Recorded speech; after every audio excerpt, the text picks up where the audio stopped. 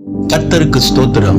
இந்த நாளுக்கான தேவ வார்த்தை யோபு புஸ்தகம் 8ஆம் அதிகாரம் 7வது வசனம்.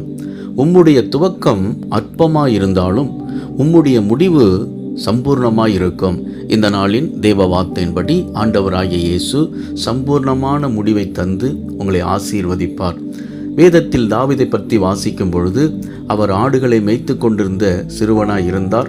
சாமுவேல் தீர்க்கதரிசியை கொண்டு ஆண்டவர் அவரை அபிஷேகம் பண்ணினார். அந்த அபிஷேகம் தன் குடும்பத்தில் உள்ளவர்கள், சுற்றி உள்ளவர்கள் எல்லாருடைய பார்வைக்கும் அற்பமாய் இருந்தாலும் ஒரு நாள் வந்தது, சமஸ்த இஸ்ரவேலுக்கும் தாவீது ராஜாவாக அமர்த்தப்பட்டார்.